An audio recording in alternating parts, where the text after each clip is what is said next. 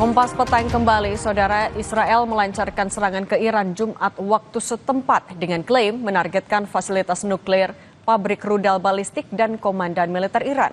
Ledakan pun menghancurkan beberapa gedung, termasuk permukiman warga di Teheran.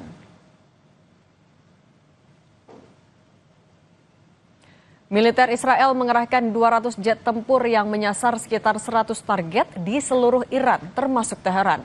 Sebelumnya, Perdana Menteri Israel Netanyahu mengklaim telah meluncurkan operasi Rising Lion yang ia klaim sebagai operasi militer untuk menangkal ancaman pengembangan senjata nuklir Iran.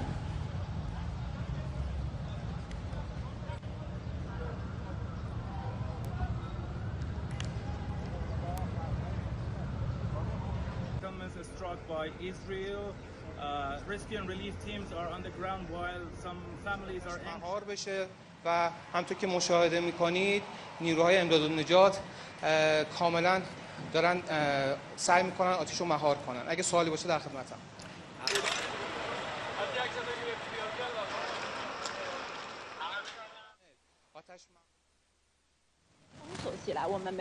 Serangan yang diluncurkan militer Israel tak hanya menghancurkan bangunan. Media pemerintah Iran juga mengkonfirmasi bahwa serangan menewaskan Komandan Utama Korps Garda Revolusi Iran, Hossein Salami. Markas besar pasukan elit di Teheran itu pun dikonfirmasi terkena serangan, sekaligus melukai beberapa personel Korps Garda Revolusi Iran, termasuk menewaskan 2 ilmuwan nuklir Iran, Feridun Abbasi Davani dan Muhammad Mehdi Tehranchi. 可以说，目前在德黑兰，我可以很明显的感受到弥漫在人们中间的这种紧张的气氛越来越浓烈。Lewat rilis tertulis yang diterima Kompas TV, pemerintah Republik Islam Iran lewat kedutaan besarnya di Jakarta mengatakan sebagai berikut, serangan ini merupakan pelanggaran nyata terhadap pasal 2 ayat 4 Piagam Perserikatan Bangsa-Bangsa dan merupakan tindakan agresi terang-terangan terhadap Republik Islam Iran. Sesuai dengan pasal 51 Piagam PBB, Iran memiliki hak hukum dan sah untuk membela diri, dan Angkatan Bersenjata Republik Islam Iran akan merespons dengan seluruh kekuatannya dalam waktu dan cara yang dianggap tepat demi mempertahankan kehormatan dan kedaulatan bangsa.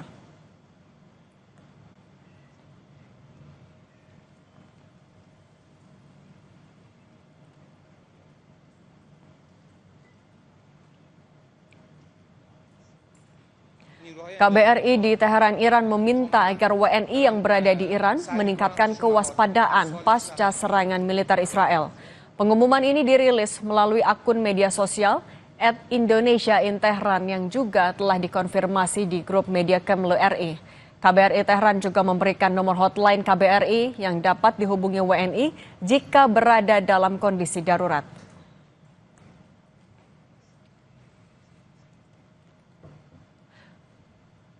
Untuk mengulas serangan Israel ke Iran dan dampaknya terhadap Indonesia, kita bahas bersama analis Timur Tengah Hasibullah Satrawi dan juru bicara Kemlu dan Dubes Indonesia terpilih untuk Iran, Pak Roy Sumirat. Halo, selamat petang Pak Roy dan Pak Satrawi. Pak Satrawi, suaranya masih ditutup. Saya mau ke Pak Roy dulu. Pak Roy, apa informasi terakhir soal eskalasi di Iran di sana? Baik, terima kasih. Mungkin saya harus memulai dengan menyampaikan kembali posisi resmi pemerintah Indonesia terkait dengan situasi yang saat ini terjadi di Iran. Sudah ada pernyataan resmi dari pemerintah Indonesia yang menyampaikan bahwa Indonesia dengan tegas mengutuk serangan Israel terhadap Iran ini yang merupakan jelas-jelas pelanggaran terhadap hukum internasional dan melemahkan dasar-dasar hukum internasional lebih lanjut. Dan beberapa saat yang lalu Bapak Menteri Luar Negeri juga sudah melakukan komunikasi langsung sekaligus memimpin rapat koordinasi dengan teman-teman yang sedang berada di Kedutaan Besar Republik Indonesia di Teheran untuk mendapatkan informasi terkini di Teheran itu sendiri. Yang kami peroleh belum tahu apa yang akan terjadi selanjutnya dengan situasi yang sangat sulit ini. Tapi sejauh ini sudah ada informasi apakah ada WNI yang terdampak juga, Pak? Saat ini, alhamdulillah informasi yang kami terima tidak ada WNI yang terdampak dari insiden kejadian serangan tersebut. Tapi kami terus juga melakukan pemantauan dan melakukan komunikasi dengan simpul-simpul masyarakat Indonesia, bukan hanya di kota Teheran, tapi juga di kota-kota lain yang disinyalir juga banyak kemungkinan adanya serangan-serangan lainnya. Dan juga kita melakukan pengecekan dengan kota-kota yang memang banyak warga negara Indonesia tinggal biasanya. Oke, Pak Satrawi, kalau dari analisis Anda, apakah memang motifnya sebenarnya memang untuk penangkalan ancaman nuklir atau justru ada motif lain di belakang itu? Ya, terima kasih. Kalau saya lihat memang isu sekarang ini isu berkaitan dengan ancaman nuklir, terutama karena kita tahu Iran ini sedang berunding dengan Amerika dan secara politik perundingan itu sebenarnya agak melukai Netanyahu ataupun Israel karena dilakukan tidak dengan cara ataupun aspirasi seperti yang diinginkan oleh Israel. Namun demikian saya ingin melihat terlebih dahulu Mbak kalau boleh kepada beberapa hal yang menurut saya penting sebagai pembelajaran, terutama kalau dilihat dari serangan-serangan yang terjadi sebelumnya, katakan serangan pada 14 atau pada bulan April dan bulan Oktober kemarin. Saya melihat ini ada kesamaan pola secara politik terutama dari sisi Amerika, di mana serangan seperti ini dilakukan oleh Israel secara sepihak, ya. Kita tahu hari ini juga sama dinyatakan oleh Donald Trump, Presiden Amerika Serikat, bahwa ini tindakan yang sepihak dilakukan oleh Israel. Jadi dengan demikian publik dunia atau Timur Tengah mengecualikan Amerika dari tindakan yang dilakukan oleh Israel. Dan yang kedua, saya melihat tindakan seperti ini secara politik dilakukan oleh Israel dalam situasi yang posisinya Israel terutama Netanyahu tidak dalam kondisi yang cukup mengenakkan. Kita tahu di antara Amerika dengan Israel sendiri belakangan berada dalam hubungan yang tidak harmonis. Kan ini adalah menggunakan isu nuklir. Jangan lupa bahwa ini yang membedakan daripada krisis sebelumnya. Kalau krisis sebelumnya itu masih ada hubungan, boleh kita sebut sebagai sebab akibat. Ya, Israel diserang oleh Iran maka Israel serang balik.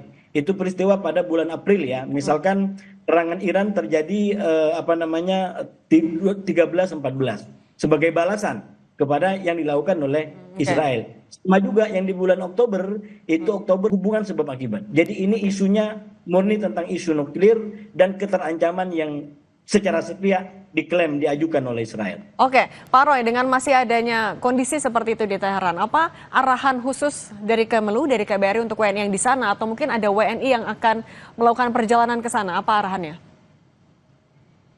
Sebenarnya ini sebuah hal yang kami lakukan tidak hanya kepada WNI yang ada di Iran ataupun yang akan melakukan perjalanan ke Iran. Secara umum kami selalu memberikan himbauan kepada seluruh warga negara Indonesia yang akan bepergian ke luar negeri agar juga terus memantau situasi di lokasi, di destination-nya. Dan juga tentu memperhatikan perkembangan situasi di seluruh perjalanan, bantuan apabila memang dibutuhkan. Kalau seluruh warga negara Indonesia yang melakukan perjalanan itu melakukan pelaporan secara reguler kepada perwakilan Indonesia yang terdekat. Saat ini yang kami tahu beberapa jam yang lalu kami masih cek bahwa meskipun situasi relatif masih terkendali, namun berita yang kami tangkap adalah bahwa komunikasi melalui udara saat ini sedang ditutup airspace-nya di beberapa negara tertentu, sehingga tentu hal ini juga perlu diwaspadai untuk warga negara yang akan melakukan perjalanan lebih lanjut. Oke, Pak tadi kan Anda juga menyebutkan Pak, kalau misalnya ini sebenarnya murni terkait juga dengan nuklir, tapi apakah ini akan dampaknya melibatkan negara-negara di sekitarnya? Iya. Saya rasa dalam situasi seperti sekarang, ini juga mungkin nanti sedikit tentang warga kita di sana. Ini saya melihat hampir pasti akan ada eskalasi yang cukup kuat ke depan ya. Dan menurut saya ini waktu yang harus diantisipasi secara seksama, terutama oleh pejabat kita, oleh bapak-bapak kita, bapak Dubes dan mungkin Kemenlu untuk betul-betul memberikan informasi yang cukup kepada warga kita di sana untuk demi keselamatan mereka. Kenapa? Saya melihat polanya adalah Iran itu tidak langsung membalas. Kalau kita belajar di serangan April dan Oktober, itu dibutuhkan 1 minggu bahkan 2 minggu untuk kemudian mengambil sebuah tindakan balasan. Nah, artinya kalau ini dipraktikkan sekarang, itu mungkin serangan yang betul-betul akan mematikan dan cukup besar, mungkin akan lebih cukup waktu, dan itu artinya akan banyak waktu yang sifatnya menjadi ketegangan bagi kedua belah pihak. Dan di saat itu, di tengah-tengah itu, maka menurut saya terutama kedubes kita di sana untuk betul-betul memberikan informasi yang cukup, yang detail kepada warga untuk melakukan apa yang harus dilakukan sehingga tidak membahayakan kehidupan mereka. Jauh sepertinya lebih besar ya. Ini sampai mengorbankan tokoh-tokoh nuklir, bahkan pimpinan-pimpinan militer yang berada di Iran. Jadi ini serangan yang sangat besar dilakukan oleh Israel, dan kalau Iran tidak betul-betul terdampak daripada serangan ini, akan lebih besar eskalasinya. Apakah dari Kemlu juga sudah menyiapkan skenario evakuasi untuk kemungkinan terburuk di sana? Sebetulnya sejak bulan Oktober tahun lalu 2024 itu kita sudah mengubah status siaga di Teheran dan Iran keseluruhan itu menjadi siaga 2. Artinya di bawah definisi siaga 2 itu sudah ada langkah-langkah measure tertentu yang kita lakukan dan kita siapkan apabila memang keadaan mengharuskan kita mengambil measures atau tindakan lebih lanjut, termasuk apabila perlu dilakukan atau dimulai evakuasi pada skala tertentu. Namun tentu saja kita berharap yang terburuk tidak terjadi, tapi persiapan terus dilakukan, dan kita juga terus mengedukasi para warga negara Indonesia yang ada mengenai langkah-langkah yang sekiranya dapat dilakukan apabila ada hal-hal yang tidak diinginkan tersebut telah terjadi. Namun juga patut saya sampaikan kembali bahwa masalah evakuasi itu pada ujung-ujungnya itu berpulang atau kepada merupakan pilihan, merupakan opsi dari masing-masing individu. Ini terjadi juga pada beberapa situasi konflik di beberapa negara lainnya di kawasan, terutama di Gaza ataupun juga di Lebanon beberapa saat yang lalu, di mana memang ada warga negara Indonesia yang tetap memilih untuk tidak bergabung dengan rencana evakuasi yang direncanakan dan dilakukan oleh pemerintah. Namun tentu saja kami terus melakukan pemantauan dan melakukan komunikasi dengan seluruh warga negara yang ada.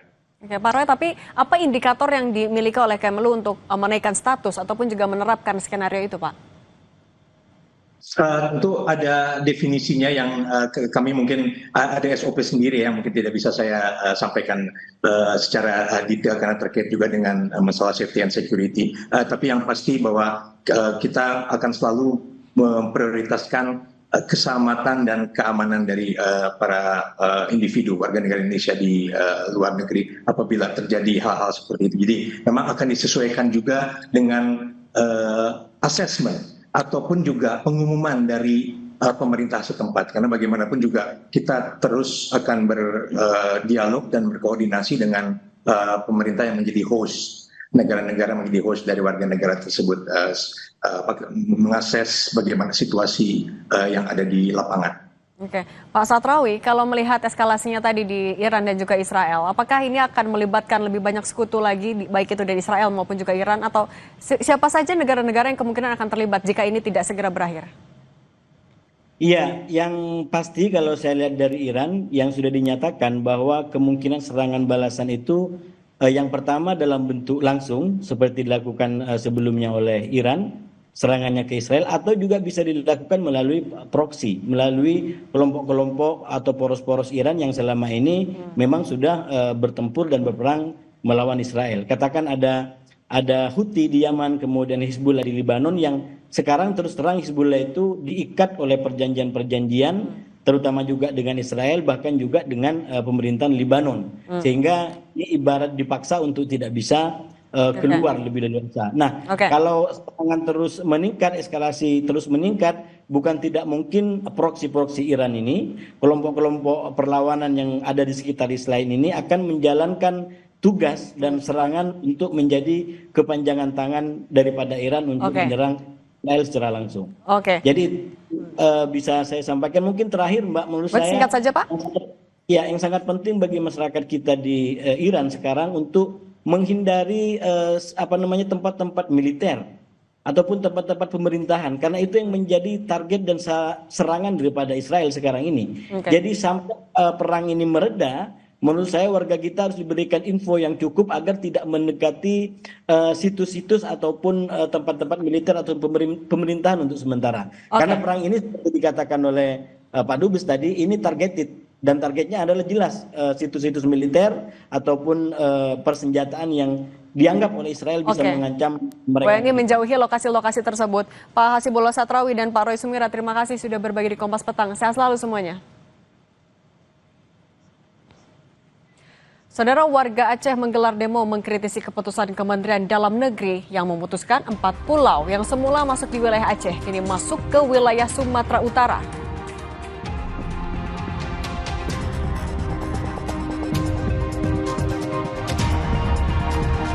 Presiden Prabowo Subianto menegaskan belum ada rencana untuk melakukan reshuffle kabinet dalam waktu dekat. Prabowo menilai menterinya sejauh ini bekerja dengan baik.